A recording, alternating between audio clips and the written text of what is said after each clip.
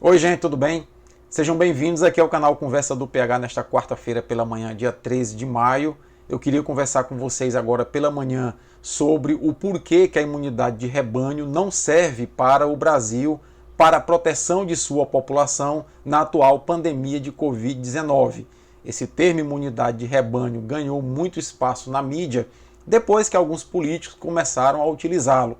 Inclusive, esse termo é inadequado para se tratar de imunidade de seres humanos. Afinal de contas, nós não formamos rebanhos porque nós não somos gado. Eu sou o Paulo Henrique, biólogo e dentista e professor universitário. E queria muito agradecer a você que já está inscrito no canal e pedir a você que ainda não está inscrito que se inscreva, deixa teu comentário, tua crítica, que são sempre bem-vindos. Pois bem, a expressão imunidade de rebanho, que ganhou muito espaço na mídia depois que alguns políticos começaram a utilizá-la, nós utilizamos a expressão imunidade de grupo. Ela é mais adequada para se falar em imunidade populacional em populações de seres humanos. Nada mais é do que a imunidade de um grupo populacional em relação a uma doença, de tal maneira que a doença circula em níveis muito baixos na população, ofertando pouco risco de causar nessa população epidemias ou pandemias, como no atual caso da Covid-19.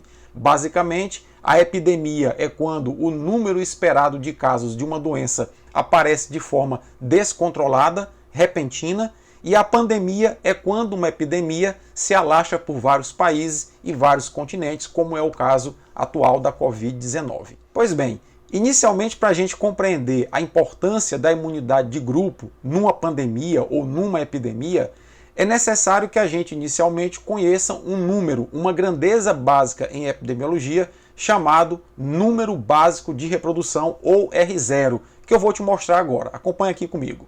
Gente, o número básico de reprodução, ou simplesmente R0, é uma grandeza epidemiológica que estima o número de pessoas infectadas numa população composta inteiramente de indivíduos susceptíveis por um único indivíduo infectado pela doença.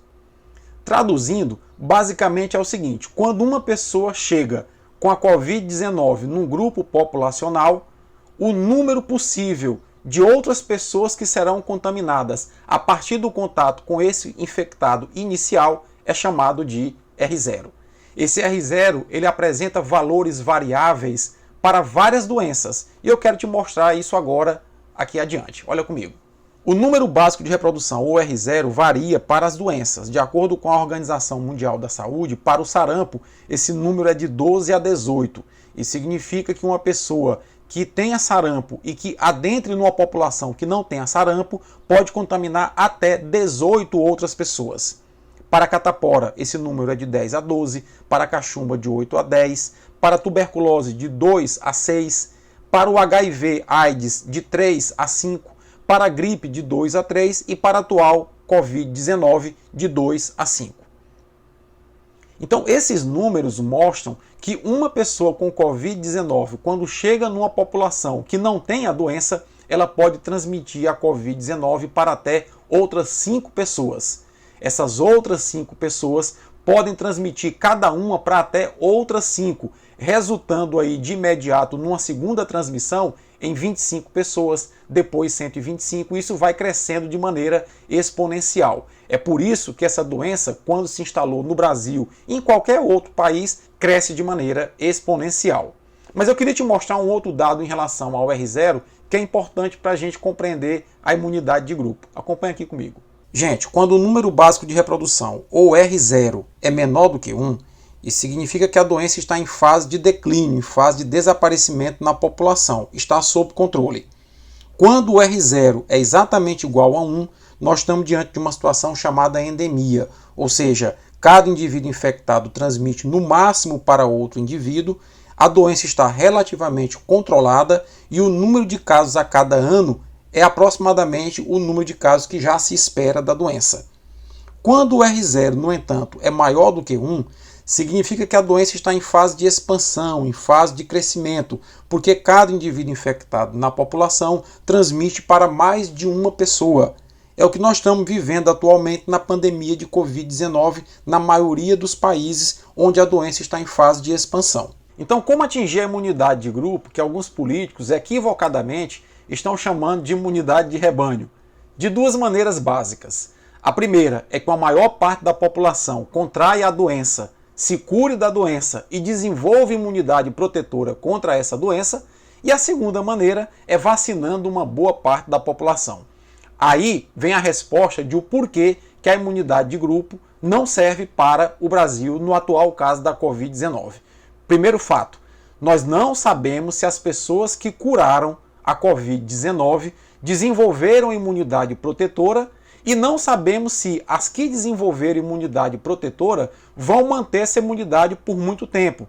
A Coreia relatou que 160 pessoas que tiveram Covid-19, curaram a Covid-19, depois testaram positivo para a doença. Então, isso leva a uma questão de uma investigação mais aprofundada.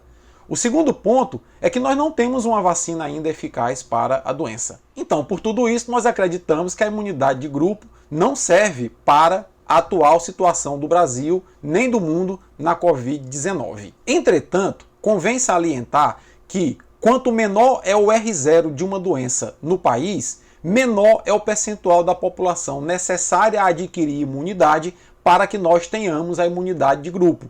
Foi isso que a Nova Zelândia fez. Foi nisso que a Nova Zelândia apostou. Fazer um isolamento muito radical para que o nível de transmissão entre as pessoas, ou seja, para que o R0 fosse muito baixo na Nova Zelândia e com isso, com uma pequena quantidade de pessoas imunes, o vírus já deixava de circular na população e a doença estava controlada. Então nós precisamos compreender esses elementos que eu procurei aqui tentar explicar de uma maneira relativamente didática para que a gente possa compreender que o atual momento da pandemia de Covid-19, no atual momento, nossa única arma é o quê? O isolamento social, para dar tempo à ciência de estabelecer protocolos adequados de tratamento, para dar tempo à ciência de compreender melhor a resposta imune à doença, para dar tempo à ciência de procurar desenvolver uma vacina que seja eficaz.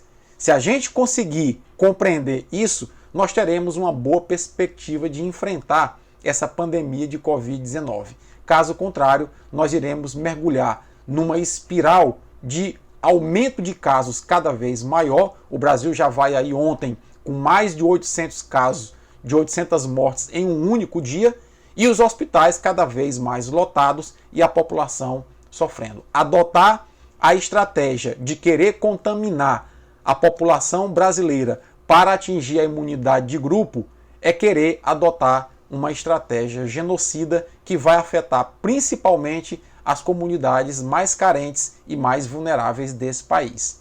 Forte abraço a todos e até o vídeo da tarde.